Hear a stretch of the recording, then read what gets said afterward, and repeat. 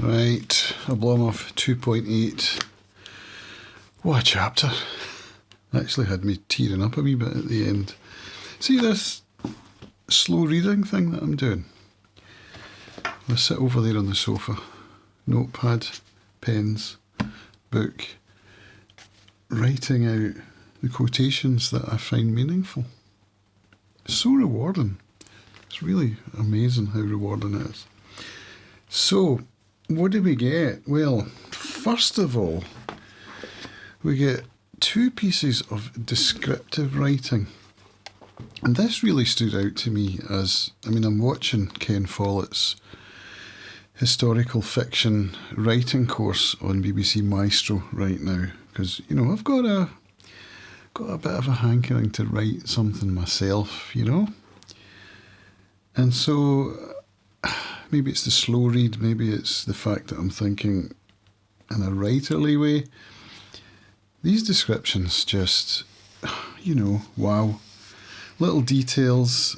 What have I underlined here? Baron von Langwagen were introduced to, and to Olga's aunt, who we're told is 50, a respectable woman.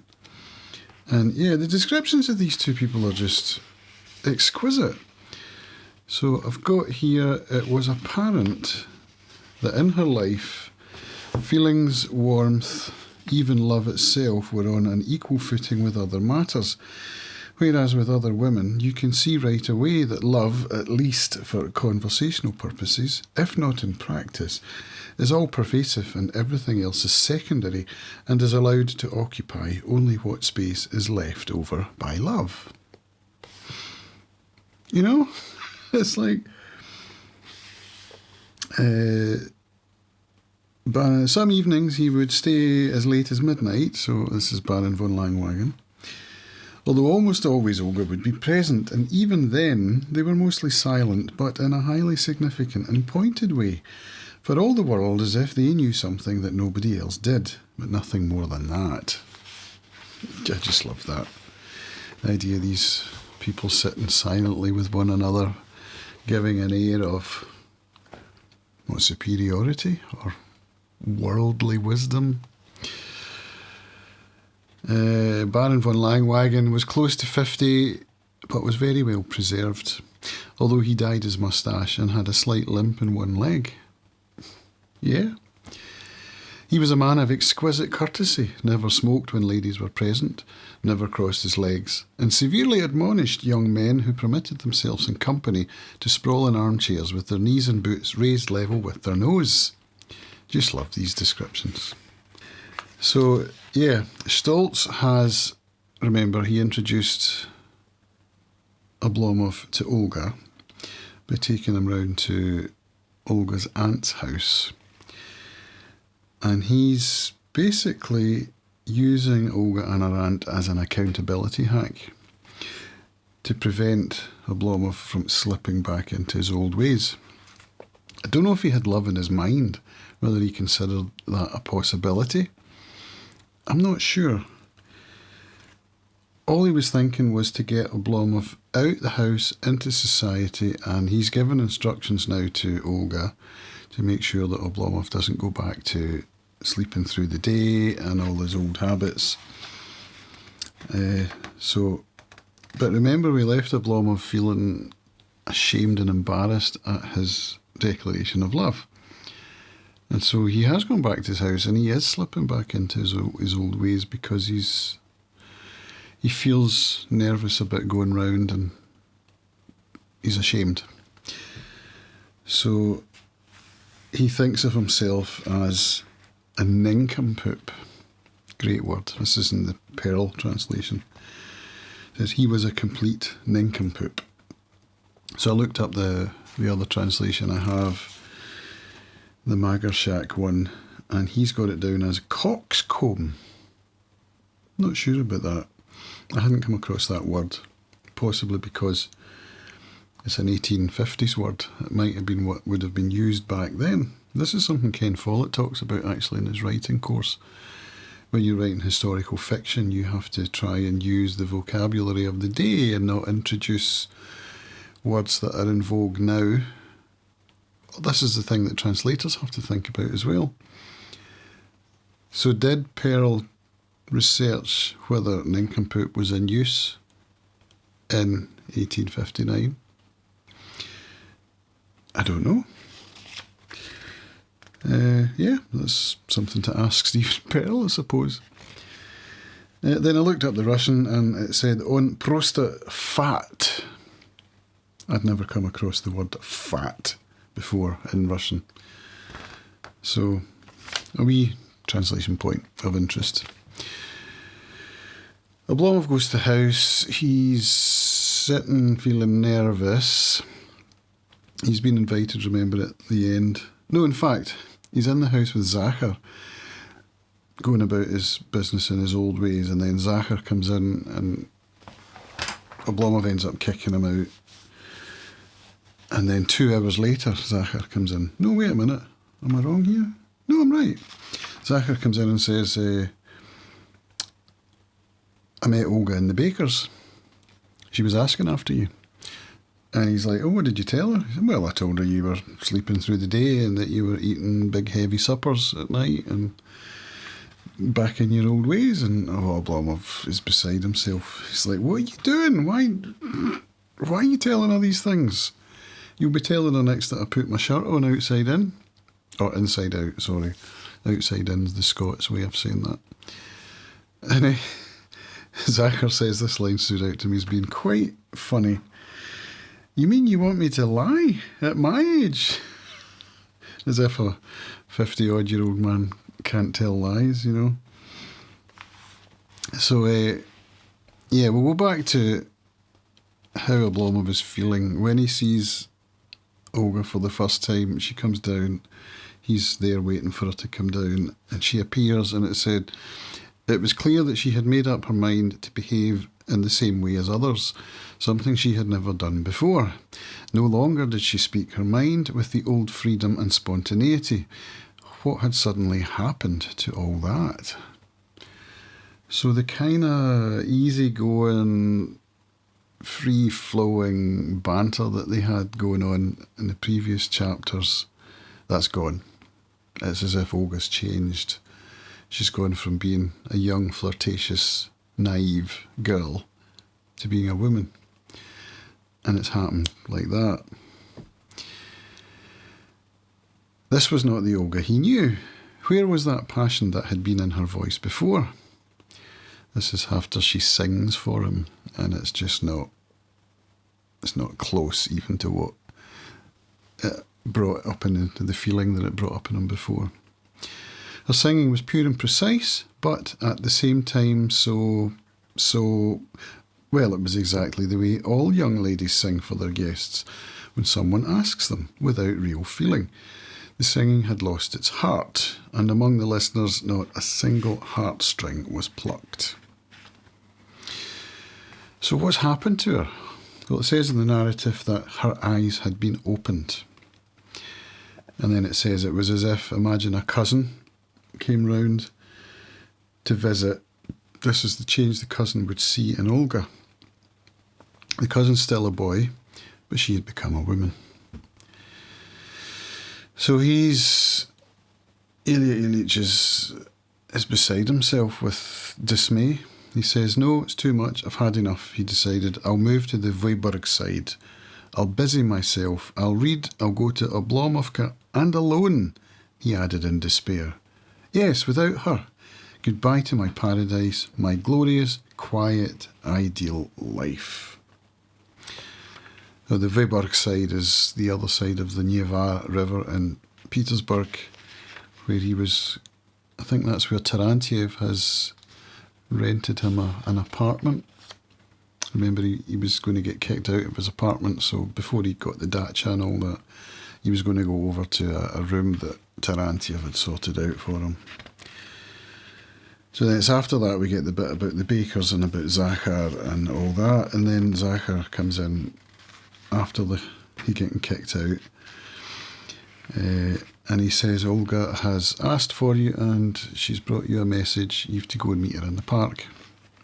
And Oblomov's like, why did you not tell me? I need to get dressed. So he goes out to the park and he finds her sitting on a bench doing some embroidery. It's the bench near where she'd picked the lilac branch and then dashed it to the ground in anger, frustration, annoyance, whatever you want to call it.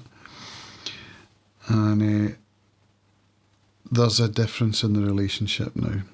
It's quite palpable. It says much that had once been left unsaid between them could be approached by way of some disingenuous question, and somehow or other could be tacitly and wordlessly settled and resolved. Now, however, there was no going back to that. It mentions the word Rubicon, as if a Rubicon has been crossed, as if to say there's no way back. She seems self-possessed and sure of herself.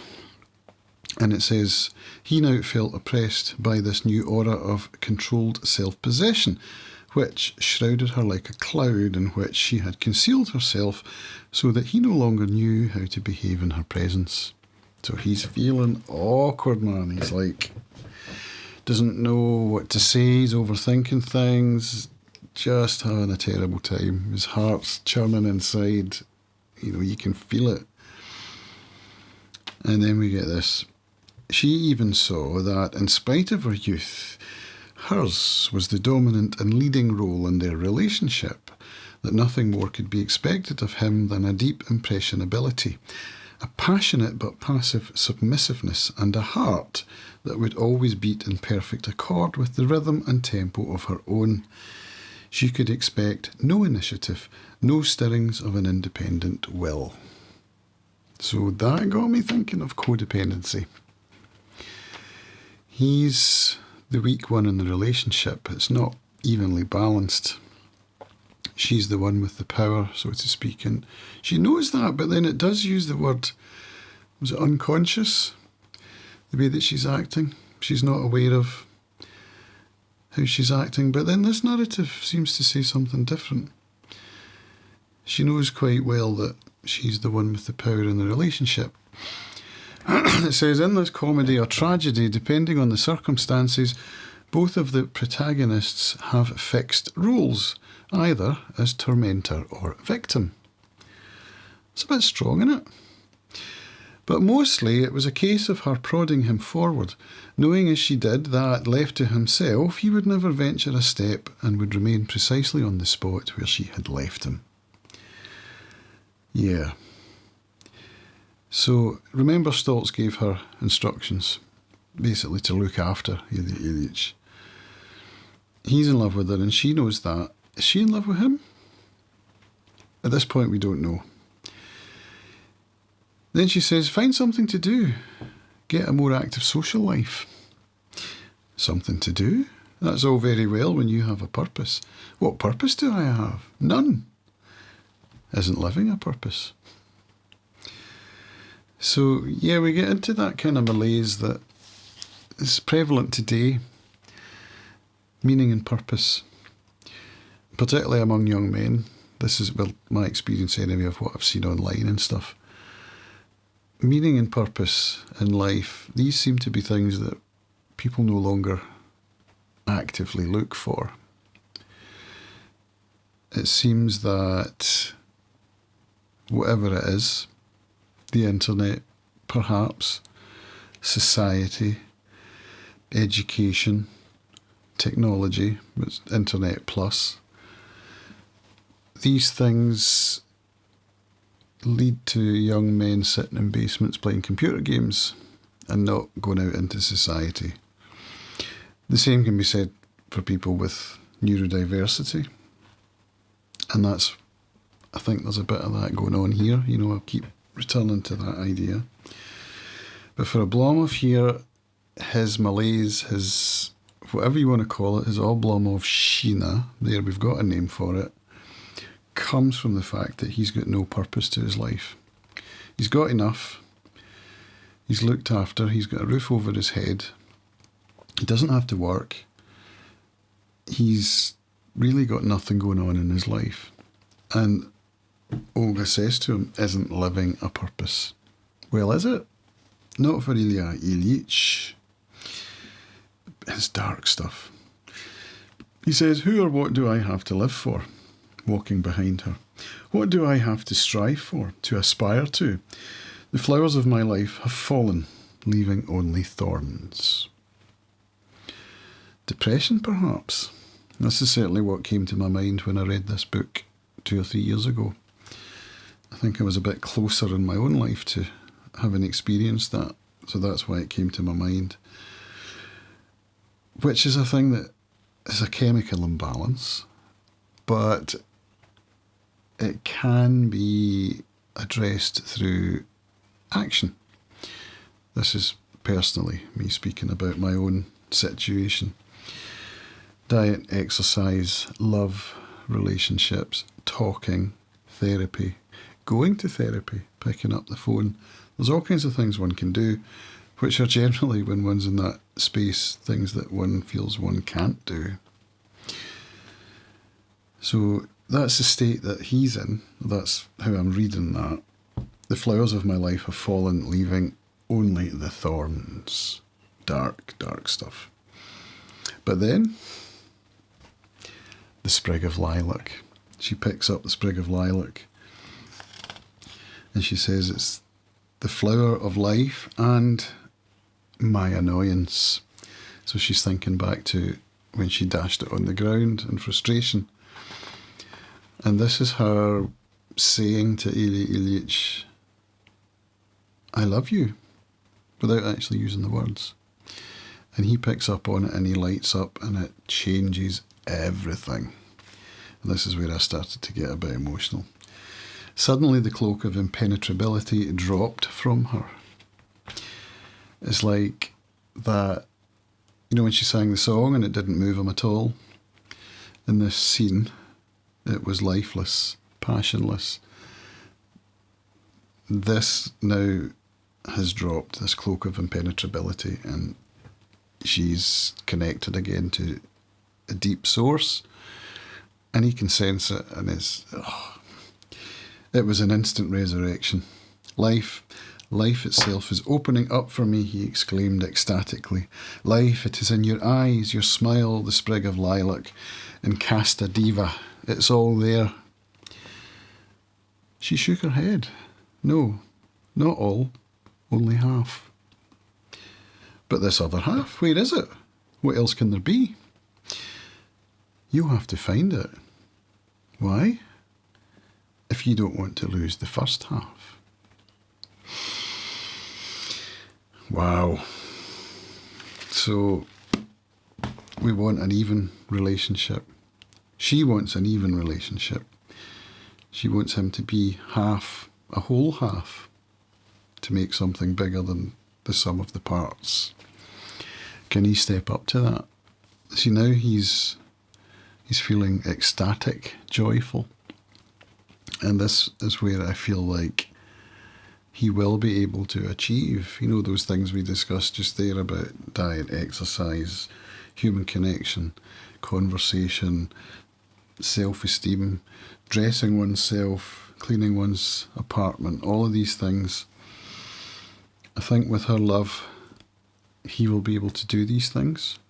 Will it be enough? Will the fact that she feels that she's in the driving seat of the relationship, will that remain? I don't know. But in a relationship, I think there are always dynamics. And I know myself, sometimes I can feel a wee bit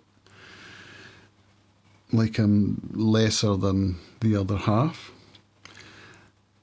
But through literature like this and through some of my writing, some of the creative stuff I do, I can find myself coming back into being a fully fledged human with agency, you know, and that my thoughts and desires are worthy of expression and that kind of thing. So I think this is why I can relate to this book so much and why I find it so helpful. So yeah, I hope you're getting something like that out of it as well. I hope you're enjoying getting to know this wonderful novel along with me. So thanks for watching. See you in the next one.